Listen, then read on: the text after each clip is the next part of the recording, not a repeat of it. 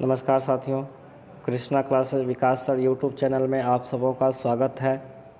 उम्मीद है कि आप इस टेस्ट में भी अच्छे नंबर लाएंगे और आप लोग यदि चैनल को सब्सक्राइब नहीं किए हैं तो सब्सक्राइब कर लेंगे और बेल आइकन को भी दबा देंगे ताकि मेरे द्वारा जो भी वीडियो अपलोड की जा सके उसका नोटिफिकेशन आपको सबसे पहले मिल सके। तो ज़्यादा टाइम नहीं लेते हुए क्वेश्चन प्रारंभ करते हैं। सबसे पहला क्वेश्चन है कि निम्नलिखित में से कौन सा शब्द स्त्री पुरुष का विलोम होगा। तो आप देख रहे हैं इतना इजी क्वेश्चन। तो स्त्री है, आदमी है, कोमल है, कठोर है। तो यहाँ पर आपका आंसर हो जाएगा स्त्री। दूसरा नंबर क्वेश्चन है निम्नलिखित में कौन सा शब्द उद्धृत का विलोम है। और आप लोग मिस नहीं करना है, आपको जितना भी नंबर आएगा ना वो आप कमेंट में ज़रूर लिखेंगे, ठीक है। तो दूसरा नंबर क्वेश्चन का आंसर क्या हो जाएगा आपका, यहाँ पर हो जाएगा विनीत हो जाएगा। हरि शब्द निम्नलिखित में से किस अर्थ में प्रयुक्त नहीं होता है। हरि शब्द निम्नलिखित में से किस अर्थ में प्रयुक्त नहीं होता है। शेर है, विष्णु है और भ्रमर है, वानर है। तो इसका आंसर हो जाएगा 3 नंबर का आपका सी हो जाएगा। विच्छेद का अर्थ क्या होता है यह बताना है। टूटा हुआ, जुड़ा हुआ, छना हुआ, थोड़ा सा। इसका अर्थ होता है टूटा हुआ। दूध का धुला होना का आशय क्या हो जाएगा। सफाई पसंद होना, घमंडी होना, गोरा होना, निर्दोष होना।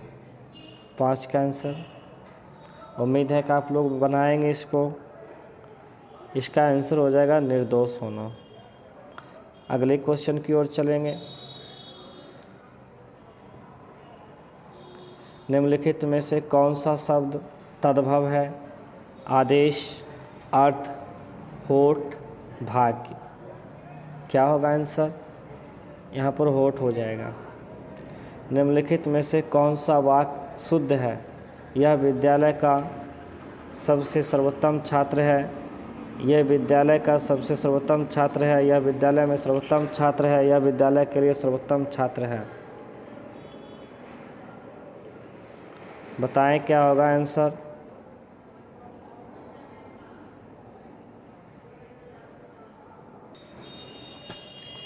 चलिए, निम्नलिखित में से कौन सा वाक्य शुद्ध है इसको आपको देखना है। तो यह विद्यालय का सबसे सर्वोत्तम छात्र है। यह विद्यालय का सबसे सर्वोत्तम छात्र है। यह विद्यालय का सर्वोत्तम छात्र है। यह विद्यालय के लिए सर्वोत्तम छात्र है। तो 7 नंबर का जो आंसर हो जाएगा वो आपका हो जाएगा यह विद्यालय का सर्वोत्तम छात्र है। कान भरना मुहावरा किस अर्थ में प्रयुक्त होता है। प्रशंसा करना, चुगली करना, बहुत बोलना, बकवास करना। तो इसका आंसर क्या हो जाएगा 8 नंबर का। यहाँ पर होगा कान भरना का चुगली करना हो जाएगा।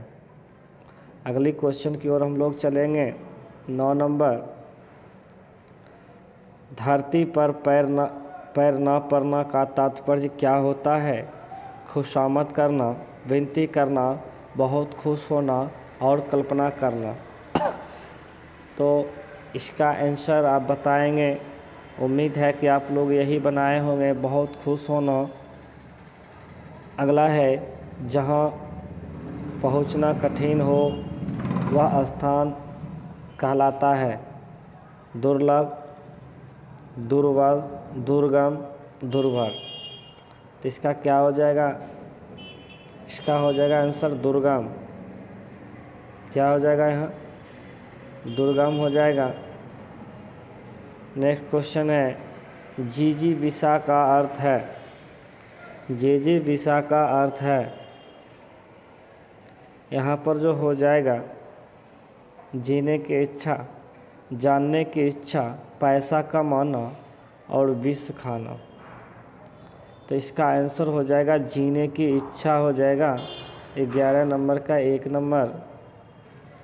इंग्लिश क्वेश्चन है, आप देख लें और इसका आंसर आप कमेंट में करेंगे या फिर हम आंसर बता देते हैं। इसका ऑटोनमी का आपको मीनिंग देखना है। अपोजिट वर्ड 12 नंबर का जो हो जाएगा वो सी हो जाएगा।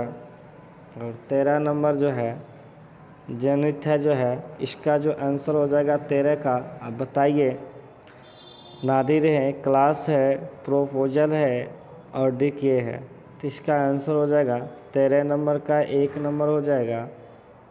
और 14 है I must way faithful dot dot dot U, यहाँ पर जो हो जाएगा टू ऑन इन बाय, यहाँ पर हो जाएगा आपका आंसर 2 हो जाएगा।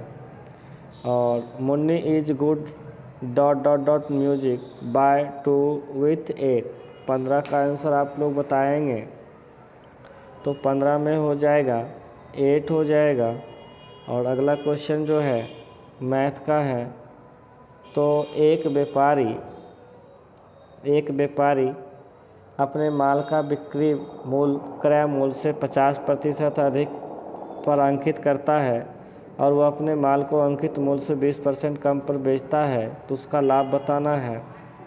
अब जैसे मान लीजिए उस दुकानदार का सीपी यदि x रुपया होगा, तो सॉरी x नहीं मानो 100 मानो, सीपी उसका यदि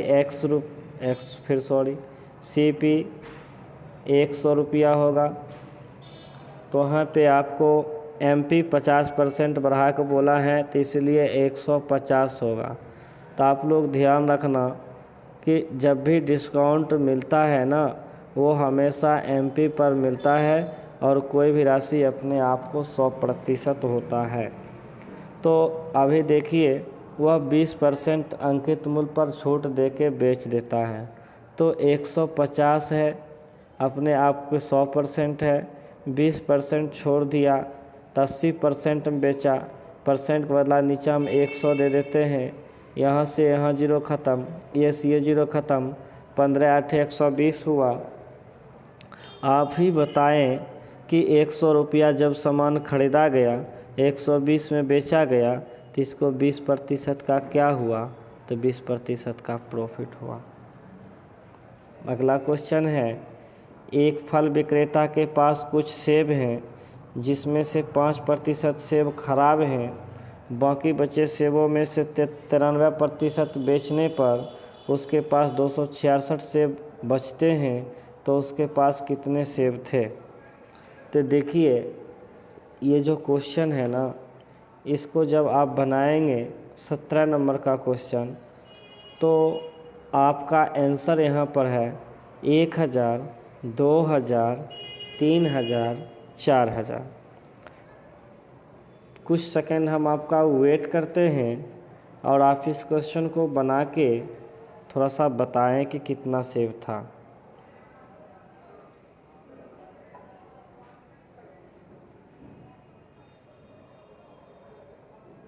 चलिए, तो इसका आंसर हो जाएगा 4000 और हम बताते हैं कि 4000 कैसे होगा। ध्यान रखेंगे। देखिए आप ऐसा करें, माना कि आपके पास टोटल सेब की संख्या,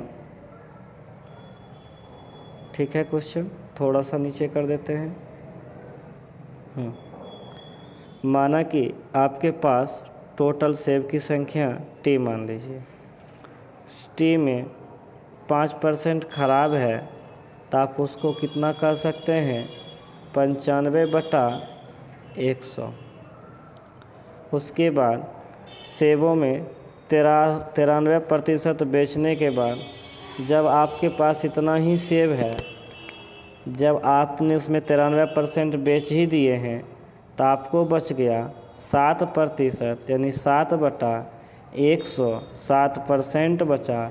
इधर सेब बचा 266, तो आप इसको काट दीजिए। 7 तिया 21 होता है, बचा 5, 5 पर 6 56 हुआ, 7 8 56 होता है। ठीक, 19 बचे 95 होगा, 19 दूनी 38 होगा। अब देखिए इसको हम काट देंगे, यहाँ से काट देंगे तो ये हो जाएगा 20, 100 गुना 20 2000, 2000 गुना 2, आपका आंसर हो जाएगा यहाँ पे 4000। ठीक है, आगे बढ़ेंगे। 18 नंबर क्वेश्चन है, ए और बी तथा बी और सी की आय में 3:2 का अनुपात है।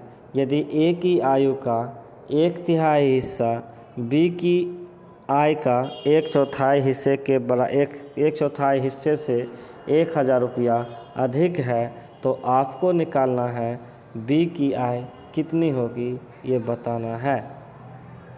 चलिए अब देखिए आप लोग का आंसर आ गया होगा, ध्यान रखना। अब देखिए यहाँ पर ध्यान रखना आप लोग, बहुत इम्पोर्टेंट क्वेश्चन है। यहाँ ए अनुपात बी का मान 3:2। अगला बी है ना, तो आप बी के नीचे ही लिखिएगा बी अनुपात सी का मान 3:2। आप पहले ही निकाल लीजिए, ए जब भी निकलेगा ना ए बी और सी, ए बी और सी का जो अनुपात हो जाएगा, आप पहले इसको गुना कीजिएगा 3 3 9, फिर इसको गुना कीजिएगा 3 दूनी, सॉरी ये लाइन को मिटाइए, मिट गया। तो ए अनुपात, हाँ ए अनुपात बी, फिर देखिए 3 दूनी 6 हो गया, और फिर 2 दूनी लास्ट में कर दीजिए 4, ये आपका अनुपात हो गया। ठीक है, 9 9 6 4 मिटाते हैं इसको, ध्यान रखिएगा।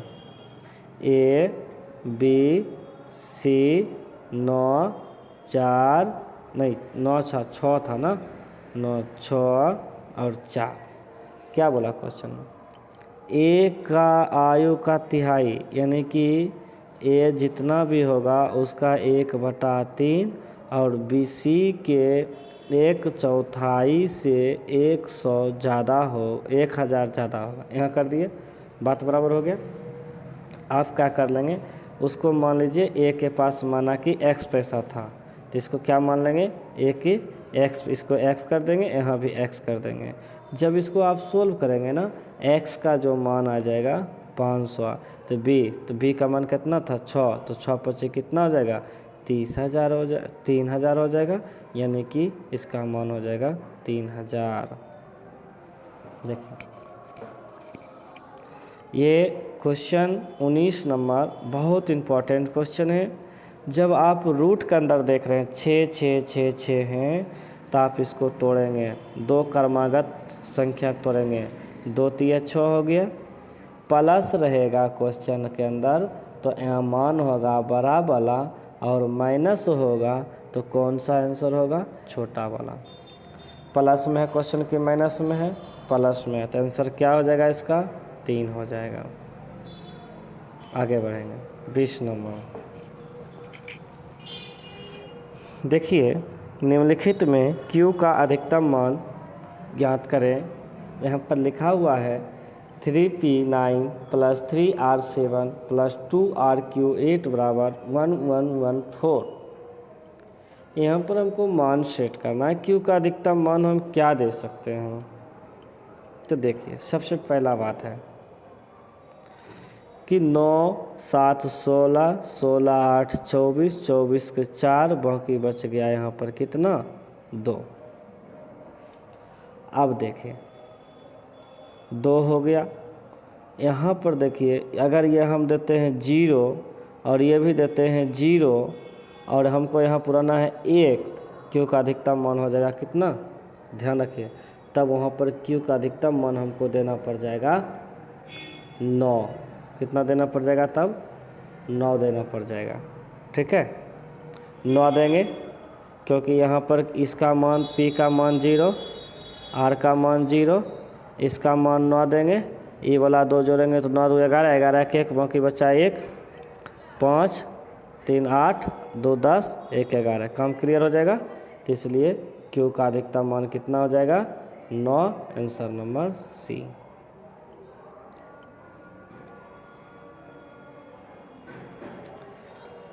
यदि Q किसी त्रिभुज की दो बराबर भुजाएं तीसरी भुजा के 3 गुने से 4 मीटर कम हो और त्रिभुज की परिमाप 55 मीटर हो तो त्रिभुज की भुजाओं की लंबाई क्रमशः क्या होगी, ये बताना है क्वेश्चन।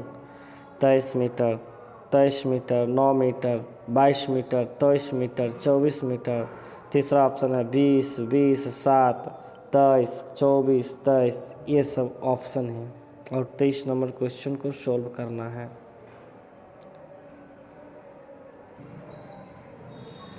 इसका आंसर हो जाएगा ए नंबर।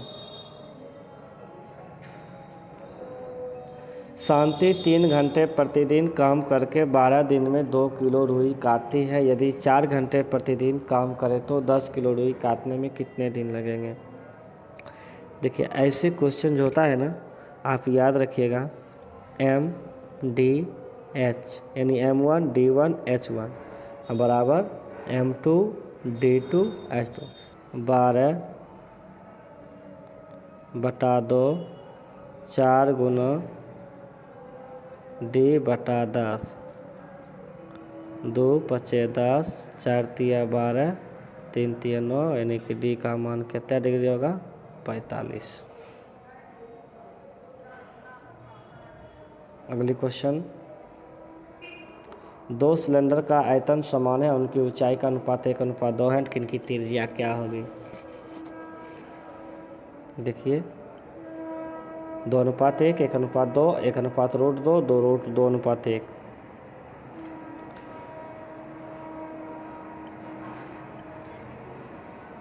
ठीक नंबर हो जाएंगे।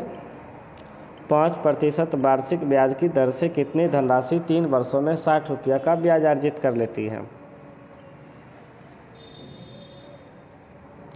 200, 300, 400, 450। इसका हो जाएगा 400।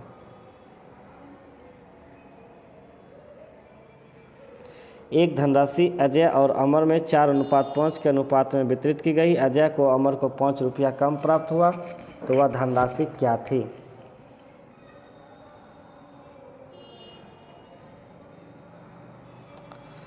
देखिए ध्यान रखना है, यानी कि 4 है और 5 है, इस तरह से बनाना है आपको क्वेश्चन।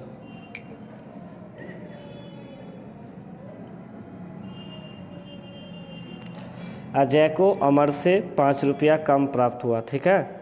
और देख लेते हैं 5 रुपया कम, 5 में से 4 घटा देंगे, यानी कि जैसे अमर को 5 रुपया मिला तो अजय को मिल जाएगा कितना रुपया 4 रुपया। तो मेरे अनुसार यहाँ से 1 रुपया कम है और क्वेश्चन के अनुसार 5 रुपया है और आपको पूछना है कि वह धनराशि कितना थी। तो 5 4 9 हो जाता है और 9 5 कितना हो जाएगा, ये 45 हो जाएगा।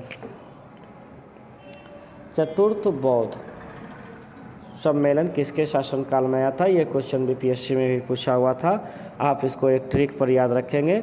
यहाँ पर इसका एक ट्रिक बताते हैं, आपको याद रखना है AK और AK, यही याद रखना। ए से क्या हो जाएगा अजातशत्रु, के से हो जाएगा कलाशोक और ए से हो जाएगा अशोक, के से हो जाएगा कनिष्क। AK याद रखना है। तो क्या हो जाएगा चतुर्थ बौद्ध संगेशी, यहाँ पर हो जाएगा कनिष्क। चालुक्य शासन पुलकेशिन द्वितीय ने किसे हराया था।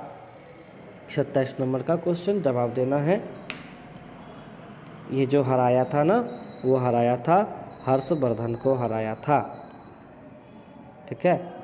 और पुलकेशिन जो द्वितीय थे, पुलकेशिन द्वितीय चालुक्य ये जो वंश थे, इस वंश के सबसे महान शासक थे। यानी चालुक्य वंश के सबसे महान शासक यदि पूछता है तो पुलकेशिन द्वितीय हो जाएगा, ठीक है।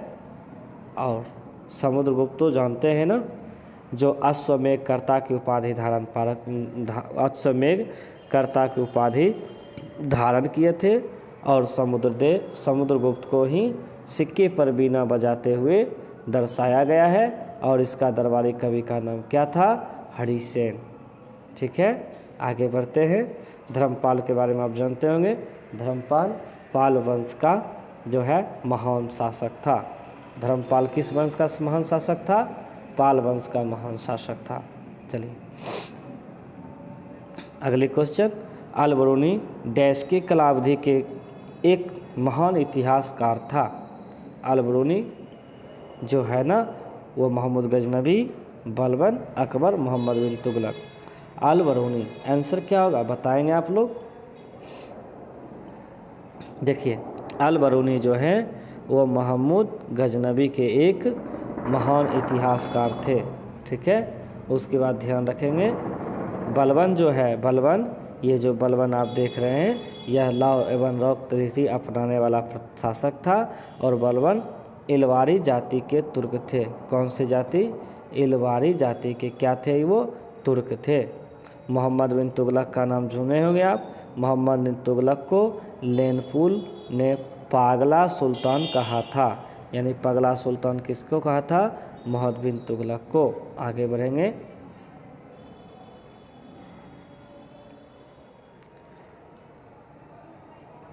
विजयनगर साम्राज्य के पूर्ण उत्थान काल में विजयनगर की यात्रा करने वाले इतालवी पर्यटक कौन थे?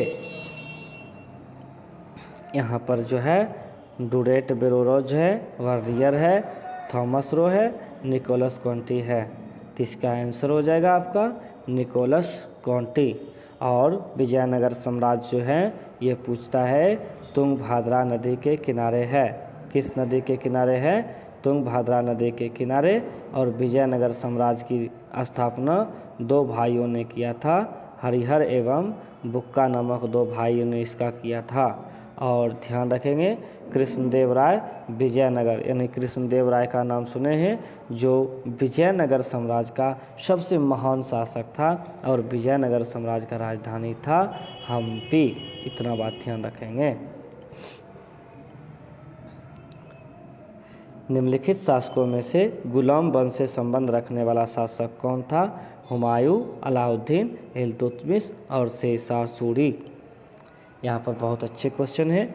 यहाँ पर जो हो जाएगा आंसर इल्तुतमिश, जो गुलाम वंश से संबंधित थे। इल्तुतमिश मोहम्मद गौरी का गुलाम एवं कुतुबुद्दीन ऐबक का दामाद था। ये जो किसका गुलाम था? मोहम्मद गौरी का गुलाम था और कुतुबुद्दीन ऐबक का क्या था? ये दामाद था। इल्तुतमिश गुलाम वंश के वास्तविक संस्थापक एवं प्रथम वैध कानूनी शासक थे, ठीक है। हुमायूं का नाम सुने होंगे। हुमायूं चौसा एवं बिलग्राम युद्ध में पराजित हुआ था। कौन सा युद्ध में? चौसा एवं बिलग्राम युद्ध में पराजित हुआ था। अलाउद्दीन कहे तो अलाउद्दीन खिलजी प्रथम शासक जो दक्षिण भारत पर आक्रमण किया था, यानी दक्षिण भारत पर आक्रमण करने वाला पहला शासक कौन था? तो अलाउद्दीन था। शेरशाह सूरी का नाम सुने होंगे, जो शेरशाह सूरी द्वितीय अफगान साम्राज्य में संस्थापक थे। और शेरशाह सूरी का मकबरा कहाँ है? सासाराम में। अगला क्वेश्चन है पानीपत का तीसरा युद्ध किसके बीच हुआ था? बाबर और इब्राहिम लोदी के बीच, अहमद शाह अब्दाली एवं मराठों के बीच, और शिवाजी एवं मुगलों के बीच, अकबर एवं हिमू के बीच। पानीपत का जो तीसरा युद्ध हुआ था वो हुआ था अहमद शाह अब्दाली एवं मराठा के बीच हुआ था। जो क्वेश्चन ऑप्शन नंबर क्या हो जाएगा? बी हो जाएगा। और पानीपत का ध्यान रखेंगे, पानीपत का जो पहला युद्ध हुआ था वो पानीपत का प्रथम युद्ध यानी कि फर्स्ट युद्ध की बात करेंगे तो 21 अप्रैल और 1526 में हुआ था। और सेकेंड युद्ध की बात करेंगे तो 5 नवंबर 1556 में हुआ था। और थर्ड युद्ध की बात करेंगे तो 14 जनवरी 1761 में हुआ था। अगली क्वेश्चन पे ध्यान देंगे।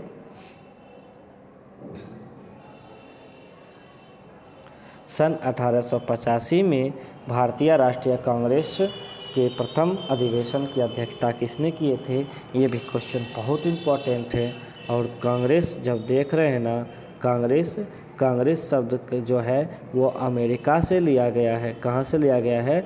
अमेरिका से लिया गया है। और कांग्रेस का अर्थ होता है संगठन। और कांग्रेस की स्थापना A.O. ह्यूम द्वारा 28 दिसंबर 1885 ईस्वी को बम्बई में किया गया था, जिसकी प्रथम अध्यक्षता किए रहे थे? WC बनर्जी ने किए थे। कौन किए थे? WC बनर्जी ने प्रथम मतलब कि ये अध्यक्ष बने थे, ये भी ध्यान रखेंगे। और जिस समय कांग्रेस की स्थापना हो रहे थे, इसका एक कौन सा महान नेता था जो अनुपस्थित थे? आप इसको कमेंट करके आंसर देंगे।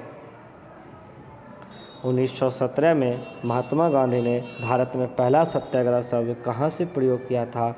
तो पहला सत्याग्रह शब्द का प्रयोग गांधी जी ने चंपारण से किए थे। कहाँ से किए थे? चंपारण से किए थे, जो आप जानते होंगे इससे BPSC में भी क्वेश्चन आया था कि चंपारण सत्याग्रह में कितना भाग भूमि नील की खेती में जाता था? तो 3/20। और चंपारण सत्याग्रह जो है वो नील की खेती से संबंधित है, जिसमें 1 बीघा में 3 कट्ठा नील की खेती करना अनिवार्य था। यह अंग्रेज़ों के द्वारा दबाव बनाया गया था और गांधी जी को वहां आमंत्रण राजकुमार शुक्ल ने किया था। आगे बढ़ेंगे। राष्ट्र को जय हिंद का संबोधन किसने किया था?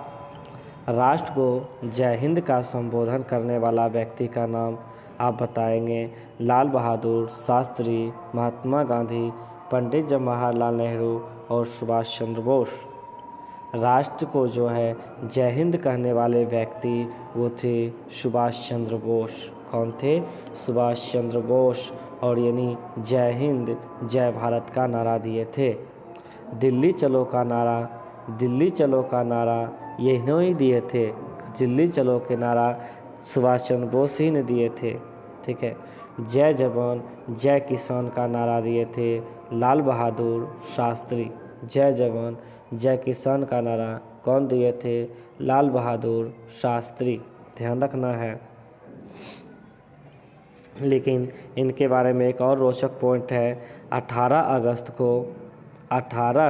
अगस्त 1945 ईस्वी को विमान दुर्घटना में नेताजी सुभाष चंद्र बोस घायल हो गए, लेकिन इसकी मृत्यु का अभी तक कोई भी प्रामाणिक पॉइंट पता नहीं चली है।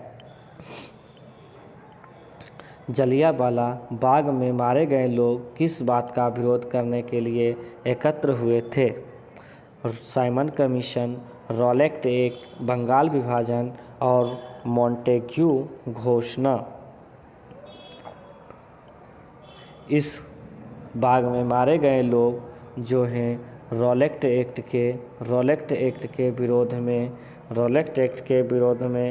एकत्र हुए थे। और और भी कहेंगे तो और भी बातें थे, जैसे डॉक्टर सतपाल और किचलू को गिरफ्तार कर लिया गया था अंग्रेज़ों द्वारा, और उनकी रिहाई के लिए अमृतसर में स्वर्ण मंदिर के जस्ट सामने जल्दी सिंह जमींदार के लगभग 7 कट्ठा का प्लॉट है, उसी में ये रिहाई का आयोजन रखा गया था। इसी दरमियान में डायर द्वारा इन पर गोलियां चलाने का आदेश दिया गया था। और यहाँ पे इस घटना में सबसे दुखी होने का व्यक्ति जो एक लड़का जो उधम सिंह का नाम आप सुने होंगे, इन्होंने उस दिन कसम खाया और उनका कहना था कि मैं इस जलियांवाला बाग हत्याकांड का बदला डायर से अवश्य लूँगा। इन्होंने बड़े होकर कारपेंटर का काम करना सीखे और कुछ रुपया जमा करते करते इन्होंने एक पिस्टल खरीदे और लंदन में किंगस्टन हॉल में जाके डायर को हत्या कर देते हैं। बहुत अच्छे क्वेश्चन है। 36 नंबर क्वेश्चन आप लोग खास करके बिहार पुलिस वाले बच्चे इसको मत भूलेंगे, नहीं तो आपको बहुत पछतावा आएगा। सत्यशोधक मंडल के संस्थापक हैं। बहुत अच्छे क्वेश्चन है और इसका उम्मीद है कि आप आंसर कंफर्म मारेंगे। तो इसका आंसर क्या हो जाएगा? ज्योतिबा फूले। क्या हो जाएगा आंसर इसका? ज्योतिबा फूले। 1932 में सांप्रदायिक निर्णय की घोषणा किसने की थी? Ramsay MacDonald, Chelmsford, Lord Irwin, Lord Montesquieu. तो 37 नंबर का जो क्वेश्चन हो जाएगा, सांप्रदायिक निर्णय का घोषणा जो किया गया था वो किया गया था रैमजे मैकडोनाल्ड के द्वारा। किसके द्वारा किया गया था? रैमजे मैकडोनाल्ड के द्वारा किया गया था। और भी ध्यान रखना है क्वेश्चन पे, सांप्रदायिक निर्णय द्वारा भारत के हिंदू को बांटने का प्रयास किया गया था। और 16 अगस्त 1932 ईस्वी को रैमजे मैकडोनाल्ड ने कम्युनल अवार्ड की घोषणा की। और गांधी अंबेडकर की समझौता को पूना पैक्ट कहते हैं। ये भी क्वेश्चन ध्यान रखना, गांधी इरविन समझौता को कौन सा पैक्ट कहते हैं? पूना पैक्ट कहते हैं। गांधी इरविन समझौता मार्च 1931 में हुई थी। गांधी इरविन समझौता मार्च 1931 ईस्वी में हुई थी। अगली क्वेश्चन की ओर चलेंगे। कौन सा सुमेल नहीं है? लॉर्ड क्लाइव द्वैध शासन से संबंधित हैं। ये क्वेश्चन पूछा हुआ है बीपीएससी में। लॉर्ड डलहौजी राज्य अपहरण नीति से हैं, ये भी सही हैं। और ये वेलेजली सहायक संधि से संबंधित, ये भी सही है। तो आपका आंसर हो जाएगा लॉर्ड रिपन बर्ना प्रेस्कुलर एक्ट से संबंधित नहीं है। भारत में चंदन की लकड़ी के लिए सबसे प्रसिद्ध राज्य है असम है, केरल है, कर्नाटक है, पश्चिम बंगाल है। उम्मीद है कि आप लोग आंसर दें। 1 मिनट थोड़ा सा ध्यान रखेंगे। ये 38 के बाद क्वेश्चन नंबर 39 होगी। 38 के बाद क्वेश्चन नंबर 39 होगी। ऐसा लगता है ये पेज एक मिस हो गया है।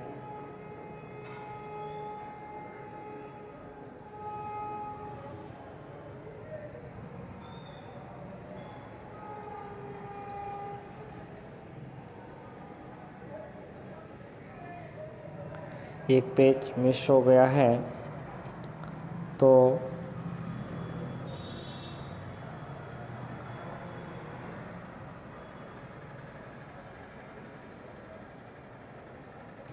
एक पेज 39 नंबर क्वेश्चन वाला पेज जो है मिस हो गया है। 39 से लेकर 51 तक जो क्वेश्चन है वो थोड़ा मैनेज करेंगे आप लोग, या फिर हम एक वीडियो इस सेट का और बनाएंगे, उसमें हम 39 से ही लेंगे और इस वीडियो को पूरा कर लेंगे, 40 तक कर लेंगे। हम क्वेश्चन बोलेंगे और आप लोग को ऑप्शन भी देंगे, मारेंगे, और अगला टेस्ट में हम उसको इंक्लूड कर लेंगे। जैसे 39 नंबर का क्वेश्चन था, 39 का क्वेश्चन था इंडिया इंडिपेंडेंस लीग की स्थापना की गई थी रास बिहारी बोस द्वारा या एस.एम. जोशी द्वारा या अरुण आसफ अली द्वारा या जयप्रकाश नारायण द्वारा। तो आपका आंसर यहाँ पर जो हो जाएगा, जो क्वेश्चन जो था इंडियन इंडिपेंडेंस लीग की स्थापना जो किया गया था वो रास बिहारी बोस द्वारा किया गया था। तो 39 हो गया। एक बात और, अगली क्वेश्चन, गांधी जी ने किसको दीनबंधु की उपाधि दिया था? तो इसका भी आंसर आपको हम बता देते हैं, ध्यान रखना। C.F. एंड्रूज को। दोस्तों आज थोड़ा 40 तक ही रखना है, अगली वीडियो बस थोड़ी देर में हम डाल देंगे। तब तक के लिए आप लोग 40 क्वेश्चन का जवाब अपने कमेंट में नंबर लिख देंगे, सेंड कर देंगे, कितना आंसर कितना क्वेश्चन को आपने डील किए हैं। चलिए, और आप लोग चैनल को सब्सक्राइब नहीं किए हैं, सब्सक्राइब कर लेंगे और ऐसा टेस्ट दें जिससे कि आपको लगे कि ना मैं भी कुछ जानता हूँ और आपकी परीक्षा के लिए बहुत ही एक रामबाण इसको माना जाएगा। धन्यवाद।